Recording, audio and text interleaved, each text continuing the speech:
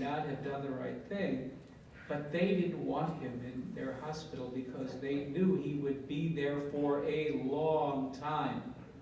And they can't have that.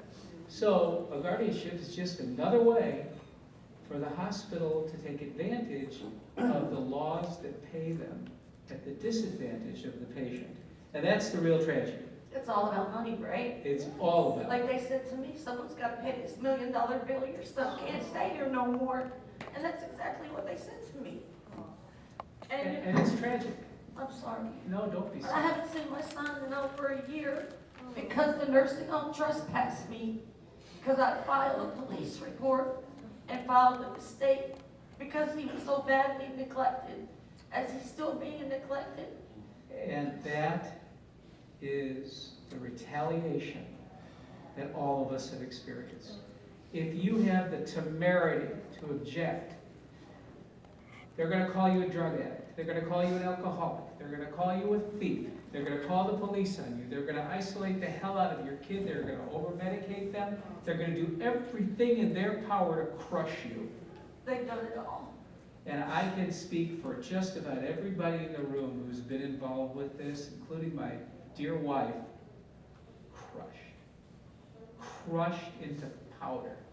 Because you cannot fight this system today. And you cannot take the risk of being retaliated against. And that leads me to my next question. Is there a complaint department? Where do you go? I tried and they won't even respond back. Let's have someone else in the audience talk. We really need everybody to participate to make this work. Sally Baptist. Would you give her the microphone, Sure. please? Just tell us your name, please. Sally Baptist. Let me first start off by saying something we really got to realize here. You know, if we treated a dog or an animal like this, you'd be in jail. Yes. Isn't there something seriously sick when you can treat your fellow man this way, yet you'd be in jail for treating a dog this way? It's unbelievable to me. I was in a situation with Miriam Lancaster. I have her little picture right here. She was 101. She was not... at 99 years old, she was still driving her Cadillac and living on her own. She was not my blood mother, but I met her with the same year my mother had passed away, and we kind of became adopted, unofficially adopted, mother and daughter. And that's what people knew us as. And here's another long-term friend of hers back here. And she fell. She had hit her head. This was a house that the Florida hospital had put her in. It's kind of hard to explain the rent and how they moved her and stuff. But they put her in a house with steps where the handrails fell out of the wall and everything else, and she fell and she hit her head. She had some memory loss. She was still able to get around with a walker. She still did, fed herself. She was not totally incapacitated, but she had some memory loss. So, it was through some friends. And this is the part that is more disgusting. Forget the public guardians on this case here. These were two guardians appointed by Judge Jose Rodriguez, and if you see his name on anything, be scared, because he facilitated, he was the one who empowered these guardians to do the stuff they did, and they didn't want to take care of her, and the thing is, they actually knew Miriam, and at some point they were a friend, and it's like, how could a friend do what they did to this lady? And over time, one of her cousins and I tried to take over the guardianship. They would not release it. They took away her voting rights, which if you look on Channel 9, over the last couple of years, between 2016 2017, Channel 9 did 2 reports on her. One where they took away her voting rights and how she wanted to vote. She was very political. She enjoyed being involved. And then the other was at her 101st birthday. I've got pictures of her. I've got videos of her dancing on her 101st birthday. And then these people end up moving her. Instead of letting us take over the guardianship, they moved her to a facility, didn't tell us where she was at.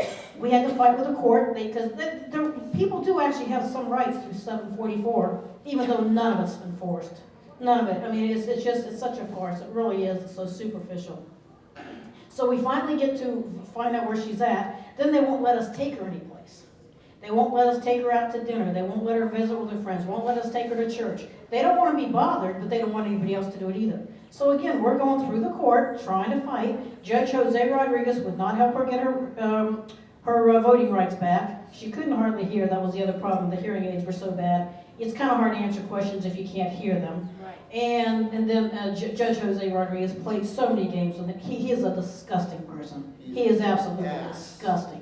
And he claims to be a Christian. That's the other thing. These two other women claim to be Christians too. These are Christians who would do this to another human being, and these two ladies actually knew Miriam personally. How could you do this to anybody? And I'm still out there asking them, tell me, do you have any guilt for what you did? You could have let her, even if her condition was declining, why would you not let her want to stay with her family and those who loved her and let her die in peace? What kind of sick person would do that?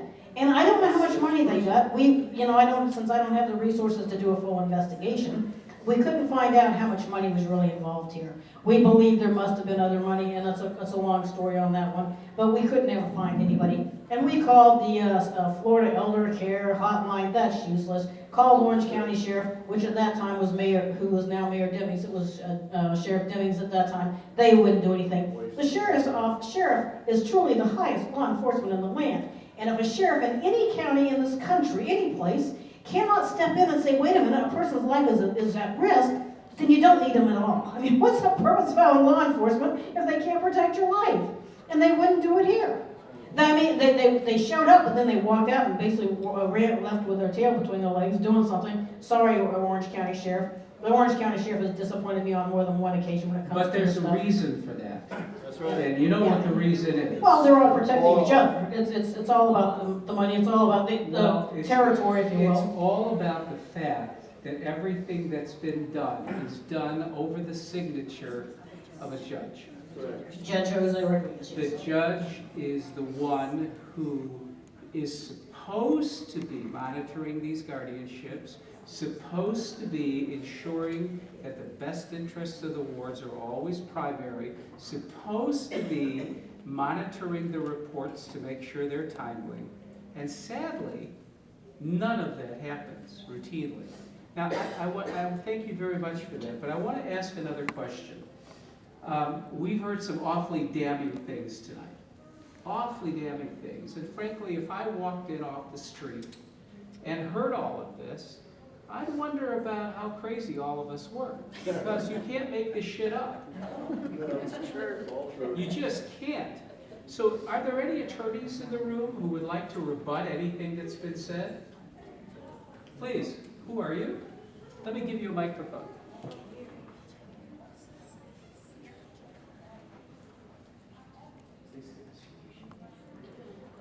Would you like me to come here? Yeah, please, by all means.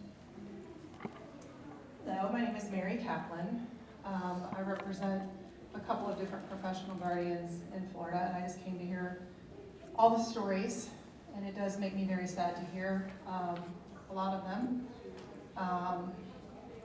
Unfortunately, what I think is happening here is that one particular bad apple is spoiling a whole bunch for a lot of the guardians in the state of Florida. There are a lot of good guardians out there. I have personally worked with them. A lot of them take on pro bono cases, meaning that they do this free of charge. I don't want to say anything one way or the other about Ms. Furley, knowing that the investigations have not been completed. But it's not that I don't believe you all about Ms. Furley. Let's just put it at that, okay? But there are a lot of guardians out there who are doing a lot of good work. There actually is a place that you can complain. It's called AAAPG, the Office of the Professional Guardian of the state of Florida. I'm just telling you, it's there. All right. Well, I know they've had a lot of turnover lately because of what happened with Ms. Furley. But because of her, like I said, there's been a lot of turnover, so we're hopeful there will be some positive changes happening. As for the rest of us, I don't know about Ms. Furley. Again, I've never represented her. But I can tell you, for the rest of us, and I've represented both professional guardians and family members who have gotten guardianship over their loved ones, okay? It's not just professional guardians. They do have to submit their reports on time. I make sure that they do. We are subject to rules. There are people auditing our accountings. If there is a number out of place, we have to fix it. Again, never represented Ms. Furley. Don't know the full story of what goes on there. I'm watching the news just like many of you are. So I cannot explain to you what happened in Ms. Furley's cases. But I can tell you that we file accountings, we watch the money, we're not able to get away with any mistakes. If we do make a mistake, we are called on it, and we have to explain it Would you like to take some questions? to the judge. Whoever the judge it may be. I've worked in Orange, Seminole, and Lake. Go right ahead. Here, why don't you take the standard mic, let me give his report. What about the? I gotta do one at a time, I'm sorry. Let me give her that mic to use that. Okay, that sounds good. Can you all hear me? Okay. Yes, I'd like to ask the question.